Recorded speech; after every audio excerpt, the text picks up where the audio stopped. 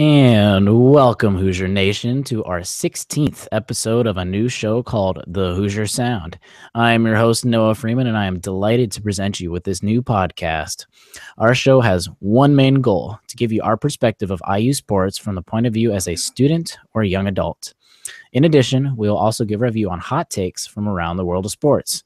We will be going live every Tuesday evening at 7:30 p.m., but if you miss us live, you can subscribe to various networks so you can listen on your own time. We are now on iTunes or Apple Podcast, Google Play, iHeartRadio, Stitcher, and our live stream will be posted on our YouTube page after each recording. All you have to do is search for The Hoosier Sound wherever you listen to podcasts and just hit subscribe. Simple, easy, and it'll mean a lot to us if you guys just hit that subscribe button for us. Social media is also big for us, and we post updates for you guys on Facebook and Twitter. Make sure to give it a like, a follow, as well as subscribe on our YouTube account. All the information is in the description below. Lastly, you can check out our website, thehoosiersound.wordpress.com, to find all of our information in one place. And on that website, you can now check out for some of the new blogs and articles that we're going to be putting up every once in a while. So make sure you check that out, especially with a new and revitalized website. But all right, Hoosier Nation, it's time for some sports talk. So in the past couple of days have kind of been a roller coaster ride for Indiana basketball, to say the least. IU first gets its signature win, its very first signature win this past Saturday at the Crossroad Classics against Notre Dame, 80-77 in overtime, but falling short last night, is putting it just a little lightly, losing to Fort Wayne again last night. Matt, let's start with the positive first, and let's go with the Notre Dame game. Give us your thoughts. It is so hard to stay positive after what I saw last night. But anyways, Saturday, I was hanging out with some of my friends at Duke, and we all watched the game together, Duke fans. They kept making fun of me how they won. I kept making fun of them for making fun of me how they have a better team and still almost lost to us. But anyways, watching the game, Juwan Morgan finally is becoming the player that we all wanted him to be. Or so we thought. Robert Johnson found his shot in the second half, at least we thought. And Josh Newkirk didn't play that much, which was great. That's about it. That's all I take away. Oh, and Zach McRoberts deserves a scholarship. That's the other thing. There's the other takeaway from that is Zach McRoberts deserves a scholarship. He does not deserve to be a walk-on. He does scholarship things, and he should be on a scholarship. He does a lot more than a lot of the people that are on scholarships too. Yes. So, yeah. Last night. That's okay. Let me get my comments in on Notre Dame first. Let's do it.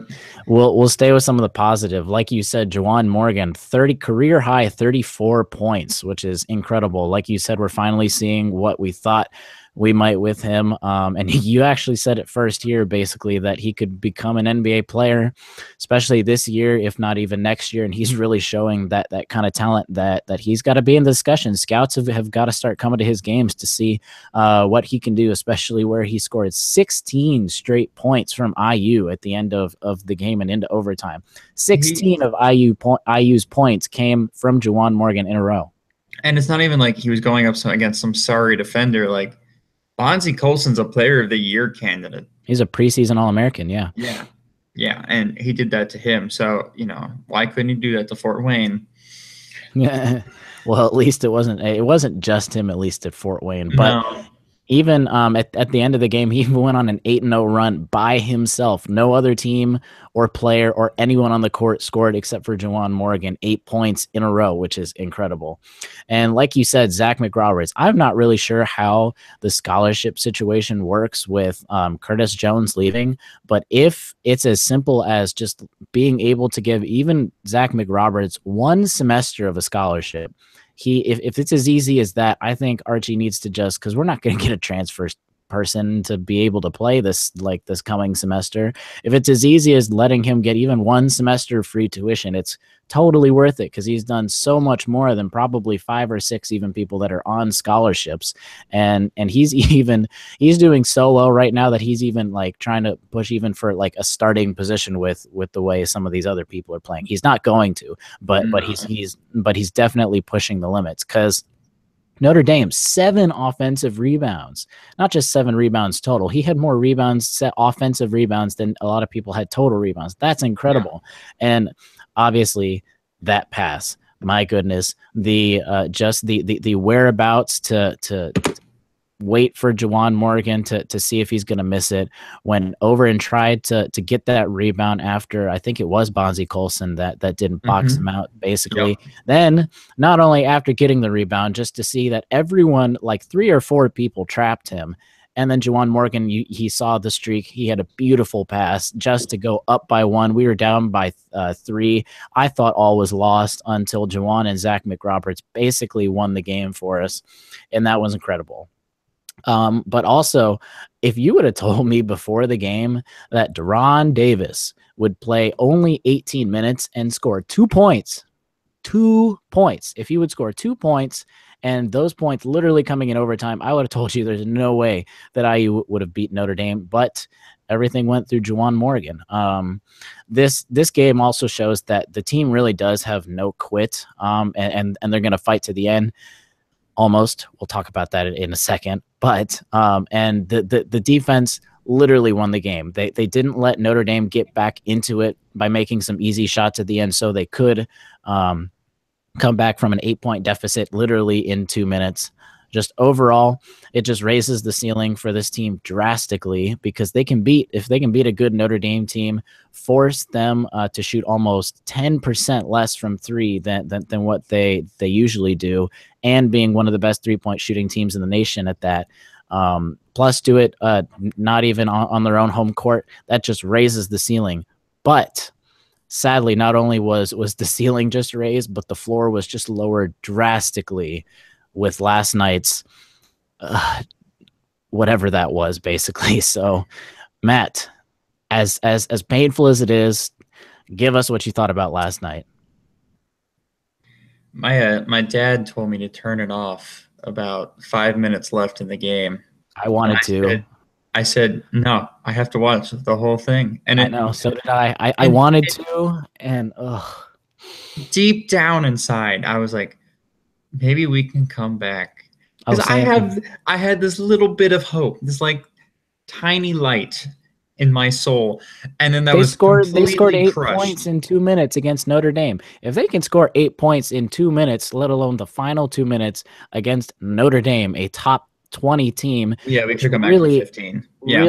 Really, they were a top 10 team. They just had a Fort Wayne loss, basically, in their own respect. But sorry, yeah. No, like, this team is so weak mentally. Absolutely. This is the weakest IU team that I have ever seen mentally. I can go back to the Tom Crean days when he was rebuilding, and I'll probably tell you that some of those teams had a better mental capability than these teams do.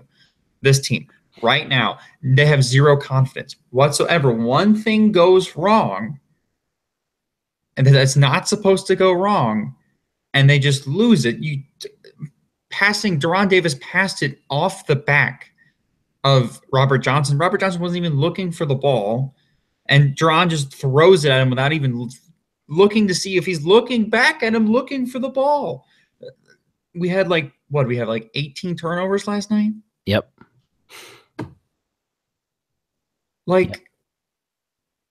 Yeah, Archie could coach better, maybe.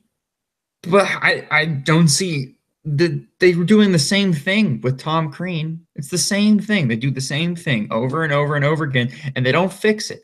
It's like they're not trying. They don't try. They're weak mentally, and they go into their shell. And you saw it last night. All of them, just their head down. They were down by 10. You're down by 10. You can come back. We had 10 minutes left, and they all looked like they'd already lost the game. They were in the locker room getting yelled at by Archie. Mm-hmm.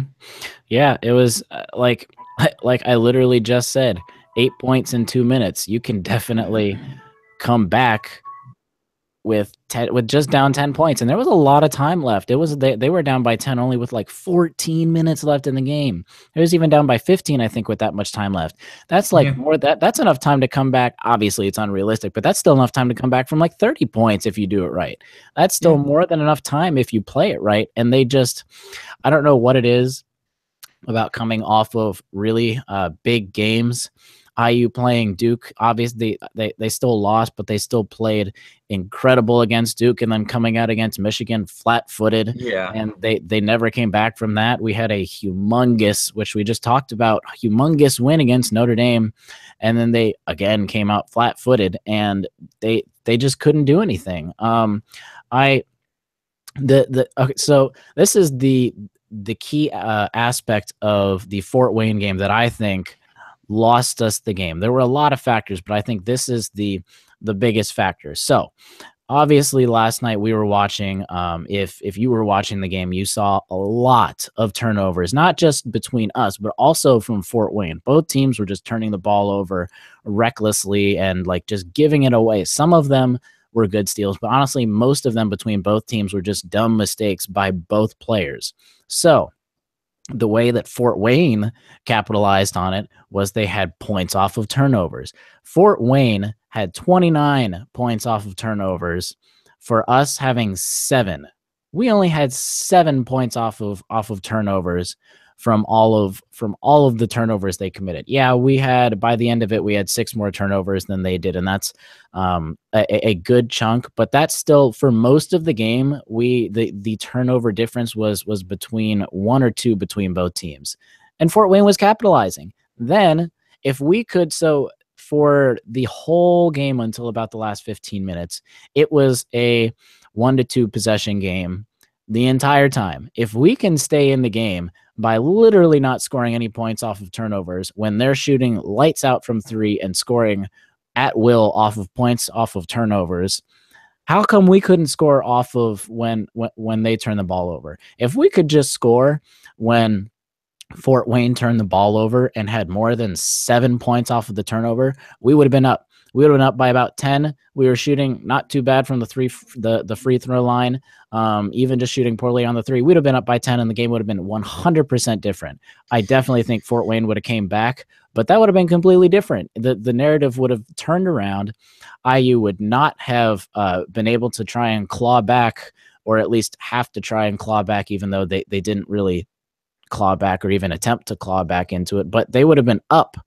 Easily would have been up. And honestly, points off of a turnover is a really easy stat to get. That's like a pretty easy, because when you get a turnover, you already have momentum going into it. You probably already have streakers coming down into it, and 7 or 8 times out of 10 you're going to score. We scored almost 1 point or half a point per turnover that they had, which is terrible. Awful. It's terrible. Usually you score about 1 point is low, or to like usually it's around 1.5, if not 2 points per turnover. And I just don't know how they couldn't capitalize on that, because that, I think, was the kind of the nail in the coffin going throughout the whole game, because that was what kept Fort Wayne into it, along with shooting the 3. But that's what kept them in it, and they just had more heart. They could see that we were depleted. The coach, Fort Wayne coach, who was actually 5-0 against Indiana all time, 3 at Purdue and now 2 at Fort Wayne. He said that he just looked over at the Indiana huddle and saw that we were just basically depleted, and he took advantage of that 100%. And that's pretty much, like, we don't have to dive into it much more, because obviously it's a loss that's really bad. It lowers the floor, like I said, right when we thought that we were going to really have a good chance at doing well this year, especially with how open the Big Ten was going, with freaking Rutgers like beating Seton Hall. Like that's how open this NCAA year is and stuff. Like it obviously doesn't help that they were shooting from 3 like crazy, just like Indiana State, but those were not the shots that took IU out of the game. At least at Indiana State, those shots always depleted us, and that was kind of the reason that that IU didn't really play well, especially being the first game, but already into a month and a half into the season. This kind of game was I didn't ever want to see again, which I think was worse than Indiana State. You can get over and you can't really get over this kind of game this far into the season, even though it's at the beginning of the season. No, this was awful, and this is a worst case scenario too, because Romeo's out there watching, right? No. It was Trace Jackson Davis. I know Trace Jackson Davis was there, and yeah, he was. Alex Hemingway was there. Yeah, they were literally sitting behind the IU bench. Yeah, I mean they were there. Trace Jackson Davis was at the Duke game though, so you got to see both sides of everything. Yeah. So, I think at least to come back from this game, they obviously can't have another game like this at all, even kind of like streaks like the Michigan game. If they're going to lose, they need to lose by not having enough talent. They can't lose by not being mentally there, because they need to win the games that they're going to win, especially the games that they're going to be favored in, just to stay alive and to keep some of these recruits basically honest, because this is the kind of game that Romeo's waiting for the spring to announce. Now, it does help that Vanderbilt is just doing terribly, but these are the kind of games that are going to stick in not only just Hoosier fans, but just people trying to watch the Hoosiers, coming to the Hoosiers and all of that. It's not just us in Vanderbilt, it's Kansas too. Yep. Right? Which, the worse we look, it doesn't matter. Vanderbilt's got 2 5-stars going there next year, so it doesn't matter how bad they look this year, right? You can make the argument that doesn't matter what they do this year; it's all going to be 100% different next year. Yeah, we only have one, top 100 recruit for next year coming. I guess Race was, but now he's not. At least Jake Forster is kind of coming into it now. It's all weird, but yeah. Yeah, and Finney is playing well too. Yeah.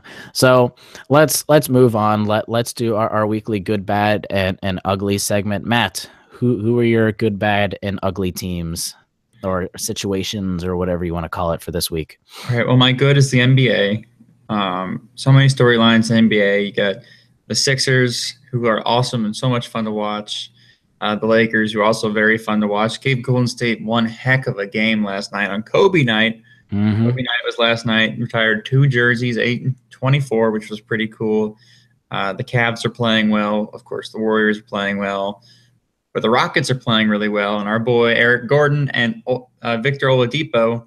Dude, Oladipo needs to be – right now, Oladipo needs to be – obviously, there's a lot of season left, but he needs to be in the MVP conversation at this second. Yes.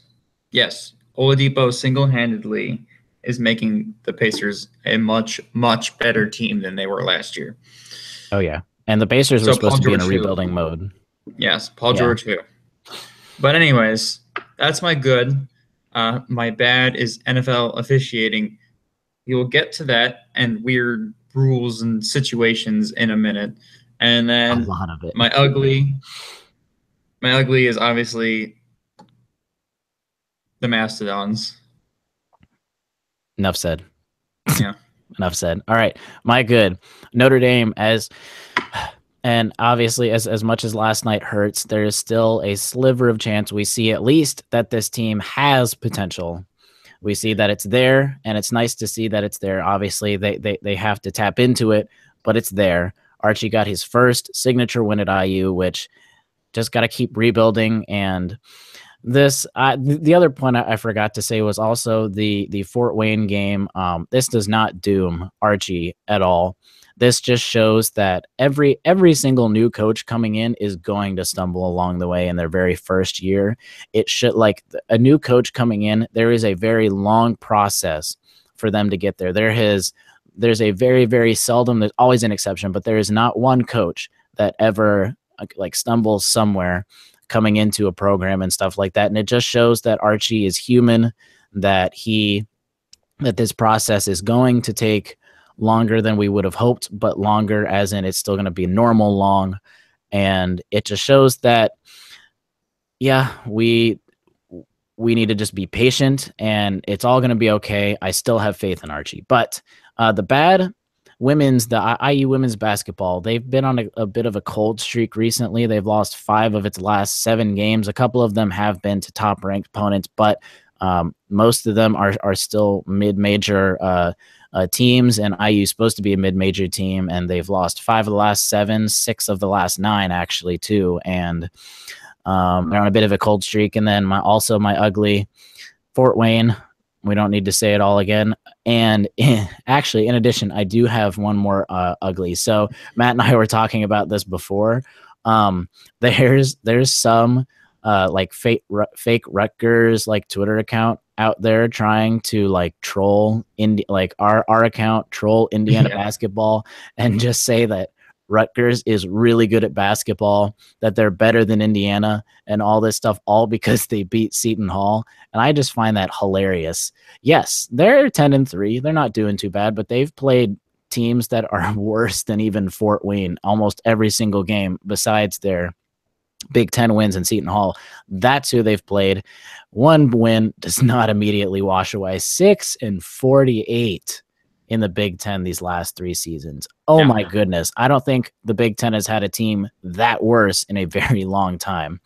But all right, let's go to some of those crazy finishes. My goodness, this past weekend, the world of sports was just really crazy with a lot of the finishes in these few games. And we got 2 games in particular we're going to cover. There's a lot, but we don't have that much time. So first, we're going to start with the Steelers and the Patriots. Now, of course, you guys all know that I'm a little biased, but regardless, there was a lot of crazy and controversial type of things this past weekend with that game. So do you want to start with the catch, or the catch that was a question mark, Matt? Sure. What was it? James, the tight end for Pittsburgh, goes to catch the ball, reaches the ball out for the end zone, and the ball hits the ground, right? When he reaches it out. So Pittsburgh makes a football move. Yeah, so Pittsburgh was driving down the field basically for it was a game-winning drive to beat the Patriots literally in the last minute. They get down the field to the 10-yard line, snap the ball. Ben throws it to Jesse James, their tight end. He catches it. He's got 2 feet down. A knee hits down. As he's pulling it into his body, he realizes he's inches short of the goal line, and if he just fell right there, he probably wouldn't get into the end zone, because especially he thought that there were 2 people behind him. He then reaches out for the end zone just briefly, and as he goes to the ground, his right hand hits the ground, and obviously if your hand hits the ground, the ball is probably going to move just a little bit. So the ball moved just a little bit, and he regained possession, and the refs called that it was not a catch because, now this is what the refs say. We're going to get into all this controversy in a second, but the ref said because he is not a runner and he is a receiver, that he needs to get the catch before he basically goes into plane. So it didn't matter that he had 2 feet down, a knee down, he had possession, and the ball crossed the plane. They said to the letter of the law, which we can thank Calvin Johnson for, that he needs to complete the catch to establish all of it, basically, which I'm going to get into more of it in a second, but that was what happened. So your thoughts? My thoughts is this is why this was my bad, and the good, bad, and ugly, because the rules are up for interpretation. They need to be black and white. They can't be gray. And right now the catch rule is extremely gray, and you're seeing it. This has happened, 2 or 3 times now? You have the Des Bryant catch, which was a catch and then wasn't a catch. And then you have this Jesse James catch, which is absolutely a catch. He makes a football move. He does something with the ball after he already has it in both hands. Feet down, knee down. No one had touched him. No one had touched him yet. And he makes a football move. That changes direction. He was coming down on the right, and to his left, he literally lunged over to his left to try and get it, because there's less than 30 seconds left. They have no timeout. Obviously, he needs to try and reach to try and score the ball. How how to say that you don't have control and then you make a football move and that you didn't complete the process of a catch if you caught it and then you go and do something. You've completed the process if you catch it and then go and do something, right? That would isn't that common sense that you would complete it first and then try to move for the touchdown? You would think Right? so. You would think so. Then why does the ref infer that he didn't have control and that then when he went for the end zone that he, just somehow it kind of just went that way? He like had the ball. He had control of it. So I don't understand. This is my thought, and I've done a lot of research and all of it with this. So technically, to the letter of the law, the NFL, the intent of the call was 100% correct. You do to the letter of the law, which is brand new, which the rule is dumb.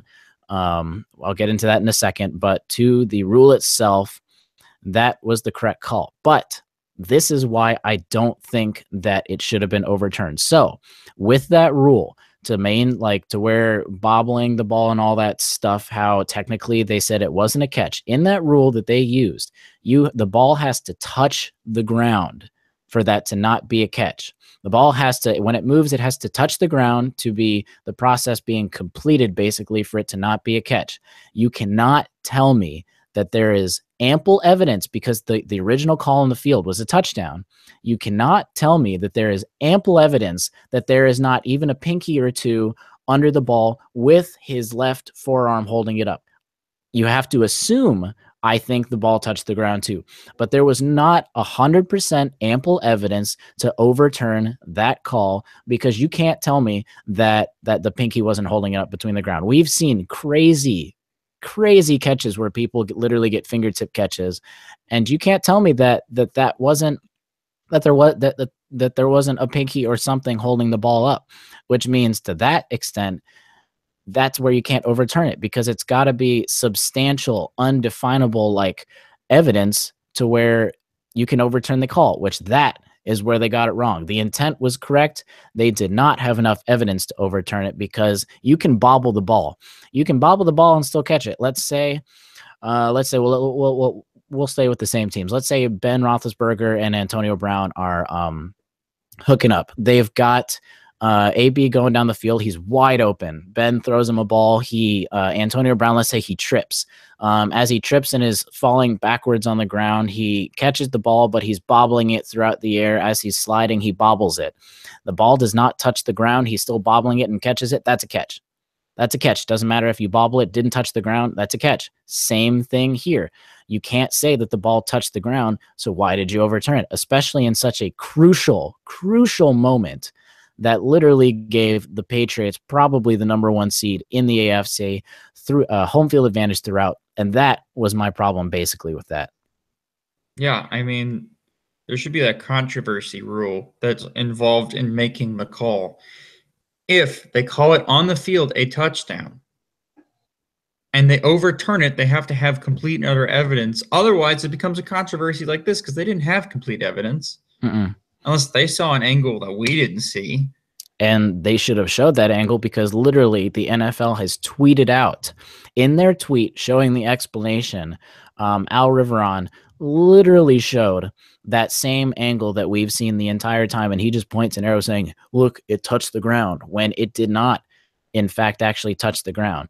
And also another weird moment is the same. He had that statement, and then basically someone dug up a tweet that he actually made a few years ago that said that if you catch the ball and you're making a football move, it doesn't matter if it bobbles the ground and it crosses the plane, it's a touchdown, which he's just contradicting himself. And that's just what makes this completely and utterly crazy. The call it's the dumbest rule. The call itself was correct to the letter of the rule. The rule is dumb, but they also did not get it right because there was not enough evidence. And then we had the Raiders situation. Yeah. So Raiders Cowboys.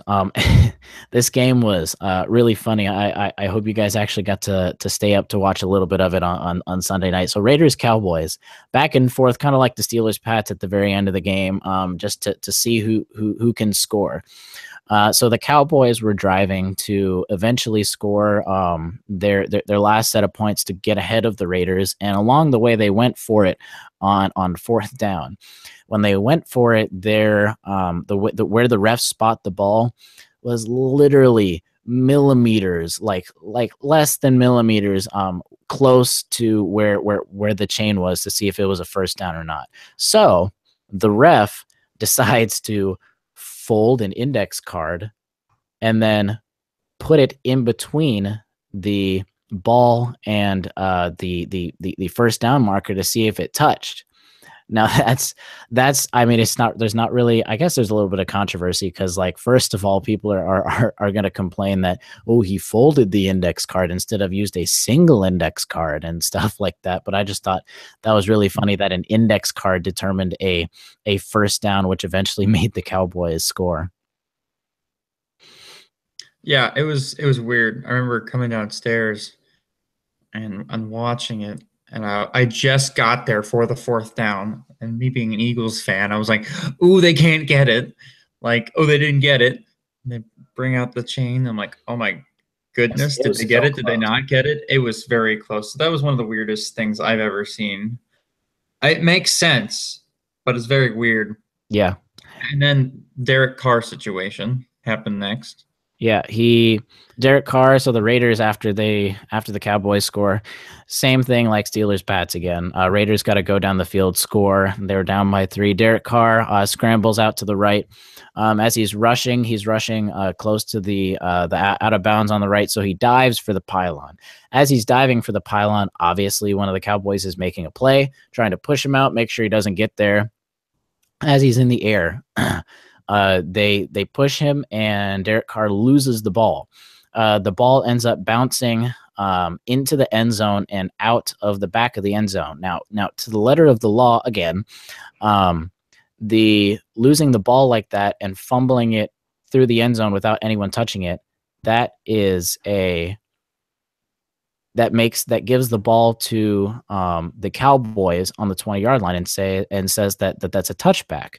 No one they forced him to fumble it and everything, and it went into the end zone and out of the end zone, and that gives the Cowboys the ball back and basically wins the game after Derek Carr basically just was forced to fumble, more or less.